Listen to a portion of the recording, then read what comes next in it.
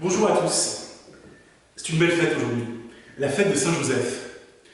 Le père putatif, comme on dit, pour prendre les mots savants, le père adoptif de l'enfant Jésus, l'époux de Marie. C'est surtout une très très belle figure et que j'ai envie de retrouver avec vous aujourd'hui. J'aime beaucoup Saint-Joseph. Je manque d'objectivité, c'est un saint que j'aime beaucoup.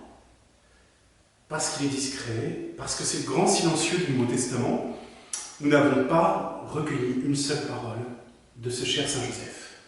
Peut-être parce que chez lui, les paroles comptent moins que les actes.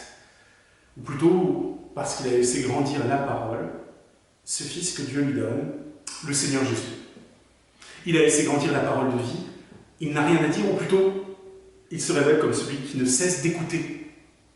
Et d'écouter presque avec une oreille musicale, parce qu'on dit que c'est un homme juste. Et dans ses actes, tout seul juste Joseph. Il fait ce qu'il faut faire quand il faut le faire. Et attention, il y a une dimension immense chez cet homme. C'est tout sauf un médiocre. Je me permets de vous donner l'évangile du jour. Cet évangile qui nous dit tout ce qu'il faut savoir de ce cher Saint Joseph. Or, voici comment fut engendré Jésus le Christ. Marie, sa mère, avait été accordée en mariage à Joseph.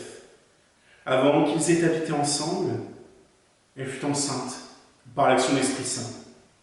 Joseph, son époux, qui était un homme juste et ne voulait pas la dénoncer publiquement, décida de la renvoyer en secret.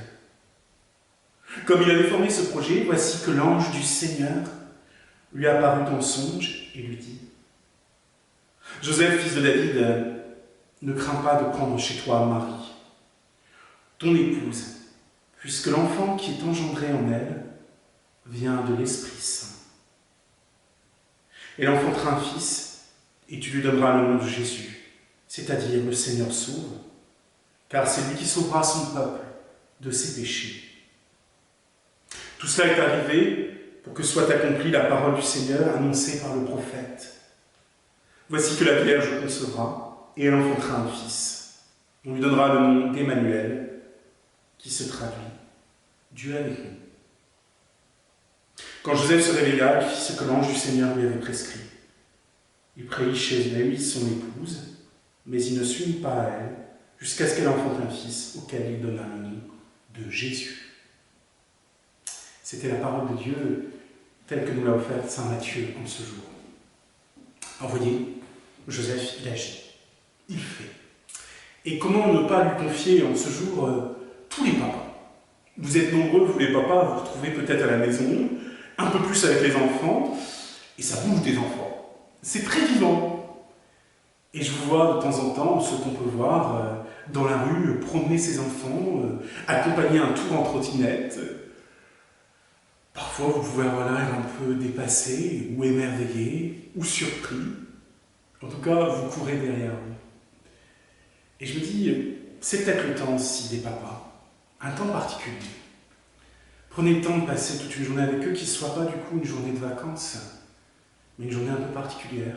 Il y a ceux qui reviennent du travail, d'un travail compliqué, et vous les avez tout de suite, entre guillemets, comme on dit, dans les jambes, dans les pattes, et dans les bras, contre le cœur. Ça, on a encore le droit, il paraît, dans sa famille. Soyez peut-être pas de ceux qui racontent des tas de choses, mais qui agissent paisiblement. Et encore comme Saint Joseph qui se révèle comme celui qui protège l'enfant Jésus, comme il a protégé Marie.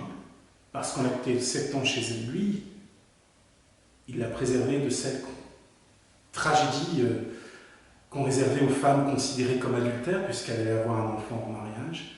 Il l'a protégée de la lapidation, de la mort. Il a choisi la vie. Et Joseph se révèle toujours comme ça. Il choisit la vie. À Bethléem, c'est lui qui l'a trouvée, cette fameuse grotte. Et j'imagine bien qu'il a dû donner quelques coups de fourche que l'Évangile a oublié pour faire un nid à celle qu'il aimait, pour qu'elle puisse donner la vie à son enfant. Il a dégagé le foin, il a écarté un peu les bêtes, il a fait ce qu'il a pu, il a choisi la vie. Je le vois encore, ce merveilleux Joseph, face aux armées d'Hérode. Il fuit en Égypte, Jésus est mis pendant quelques années en confinement en Égypte, pour échapper à la folle maladie d'Hérode, la maladie du pouvoir, la maladie de la violence, la maladie de l'égoïsme. Et Joseph, il tire l'âme qui porte Marie et Jésus. Quel combattant, quel guerrier. Il choisit la vie, il mène le bon combat. Et si vous le voyez sur la cathédrale d'Amiens, Joseph est représenté modestement dans quelques quadrilogues au pied de la Vierge Marie. Vous verrez aussi ramener Marie et l'enfant Jésus de Jérusalem, quand Jésus s'est un petit peu échappé quelques jours, au moins échappé à la surveillance de ses parents. Joseph n'est pas parfait, n'est pas infaillible, la preuve, il perd son enfant 3 jours. Il est comme vous, les pères d'aujourd'hui. Il fait ce qu'il peut, il essaie d'être juste et bon, il fait de son mieux. Alors je voudrais juste, peut-être pas comme une prière tout à fait, ou je ne sais pas comment l'appeler, vous dire merci à vous les papas. Ceux qui allez faire de votre mieux pour occuper les enfants, pour chérir celle que vous aimez. Comme Joseph pouvait chérir Marie. Vous qui essayez de maintenir la vie et d'être fort, soyez-le par le cœur, soyez aussi par la douceur des hommes forts et bons. Et peut-être est-ce l'occasion de chacun penser à notre papa, ceux qui l'ont encore, ceux qui n'ont plus, des papas qui ne sont pas tous parfaits, il y a aussi des papas qui ont été indignes, ça arrive. Pour eux, peut-être demander la miséricorde de Dieu. Pour ceux qui ont eu tout simplement de bons pères, pour les pères parfaits ou géniaux, ils n'existent pas. Ceux qui ont eu de bons pères, remerciez le Seigneur, et puis s'il est auprès de vous, ou pas trop loin, en tout cas à portée de téléphone, téléphonez-lui. Et chers pères, je tiens à vous dire que je vous aime. Les pères que je peux accompagner dans les études Notre-Dame, les pères que je vois au caté, les pères des enfants que je vois à l'école, mon papa, moi. C'est bête à dire, mais en cette Saint-Joseph, ma prière c'est de vous dire je vous aime et que je suis, moi qui ne suis qu'un fils comme prêtre, je ne suis qu'un fils. Même si on m'appelle un peu vite père, je ne suis qu'un fils. Je vous remercie les pères de ce que vous avez fait. Est-ce que j'ai le droit de dire ça? Je le prends.